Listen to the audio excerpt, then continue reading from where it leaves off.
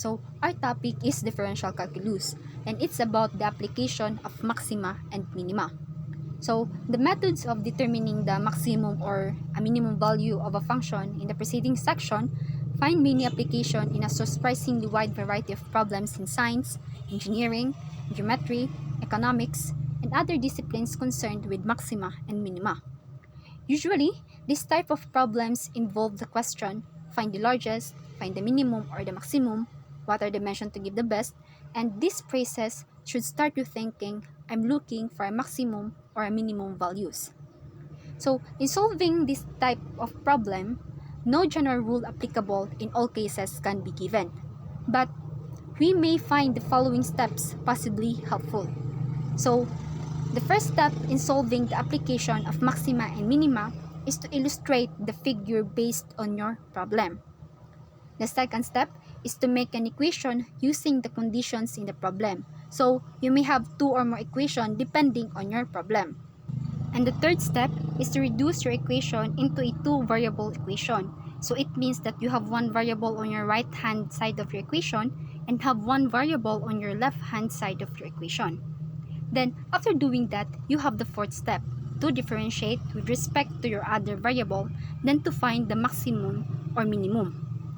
Then, the fifth step is to equate your derivative to 0. In that way, you can find your critical points. Then, your sixth step is to find those critical points. And after finding those critical points, you need to test for maxima or minima using the SDT, or the second derivative test. So, if your f double prime of x is actually greater than 0 or positive, it means that it is concave upward, or it means it is a minimum. But if your f double prime of x is negative or less than 0, it means that your curve is concaving downward. So you have a maximum. The last step is to substitute your critical points into the original equation in step 2. So, let's try solving sample problems to be able to apply those steps. Sample problem number 1. Find two numbers whose sum is 8, such that the product of the first number and the cube of the second is maximum. So, in this problem, we plan on maximizing the product. So, we must formulate a function representing the product. But before we do that, let us first represent the variables that we have in this problem. So, let x as the first number and y as the second number. And let p represents our product. Now, since the sum of these two numbers is equals to 8, we then have x plus y equals to 8.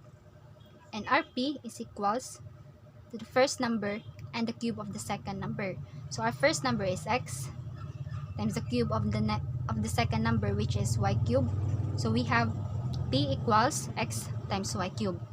Now, before we differentiate this, we must first reduce this function into one variable. So we can either write as x in terms of y or y in terms of x. But what we'll do is x in terms of y. So we have x is equals to 8 minus y. Since we already have the value of x, or function of x, let's substitute it to our product. So p is equals to 8 minus y multiplied by y cube. Then let's expand this by distributing the y cube. So 8 times y cube is 8y cube minus y times y cube is y raised to the power of 4. Then let us now differentiate.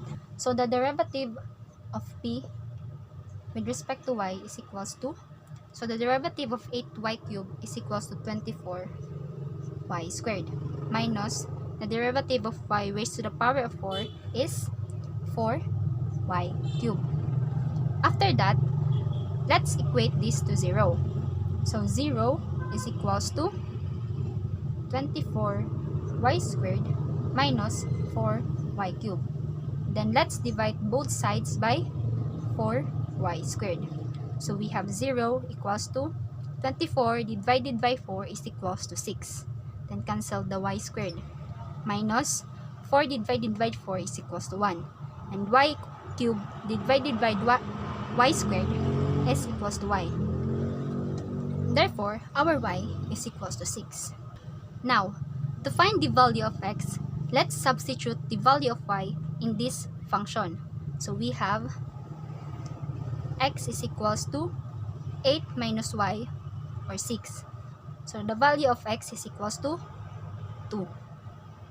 Now, since we already have the value of x and y, we then look for the value of their product. So by substituting the x and y, we have 2 times 6 cubed is equals to 2 times 6 cubed is equals to 432. And this is our final answer. Let's proceed to the sample number 2. A box is to be constructed from a piece of cardboard 20 inches square by cutting equal squares from each corner and turning up the cardboard from the side. What is the volume of the largest box that can be constructed? So first, we have to illustrate the figure. So let's draw a cardboard.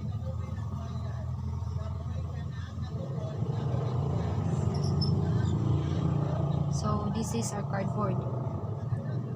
Now, it says here that a box is to be constructed by cutting equal squares from each corner. So, we have equal squares here in each corner.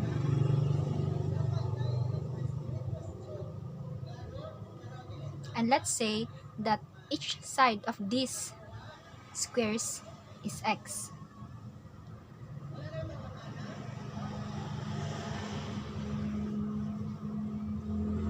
Now, it says here that a piece of cardboard is 20 inches squared.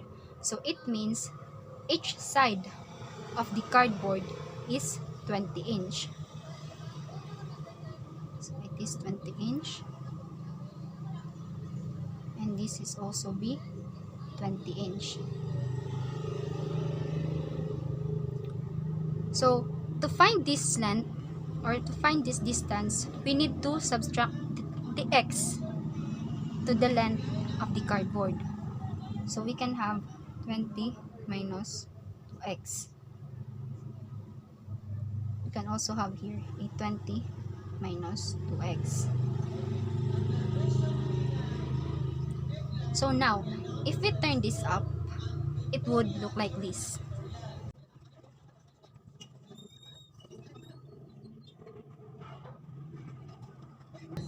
Now, this side or the length of this box would be equal here. So, it is 20 minus 2x. And this width is also 20 minus 2x. Now, this height, of course, that is the x. Now, the volume of this box is equals to the length times the width and times the height. So the volume is equals to, the length is equals to 20 minus 2x. The width is 20 minus 2x times the height, which is x. Now, let's distribute this. So we have 400 minus 80x plus 4x squared times the x. Now, we need to expand this by distributing the x. So we have 400x minus 80x squared plus 4x cubed. Now, let's differentiate this. So, the derivative of b with respect to x is equals to 400 minus 160x plus 12x squared. After this, let's equate this to 0 and rewrite the function. So we have 0 is equals to 12x squared minus 160x plus 400.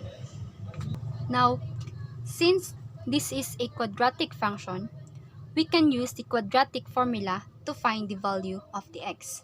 So, the quadratic formula is x is equals to negative b plus minus the square root of b squared minus 4ac over 2a. So, this is the value of a, this is the value of b, and this is the value of c. And now, let's put that in our calculus to find the value of x. So, the b is negative to negative is equals to positive. So, 160 plus the square root of negative 160 squared minus 4 times a, which is 12, times c, which is 400 over 2 times a, or 12. So the first value of our x is equals to 10. And the second value for x is 160 minus the square root of negative 160 squared minus 4 times a, which is 12, and c, 400 over 2 times a, which is 12. So the other value for x is 10 over 3.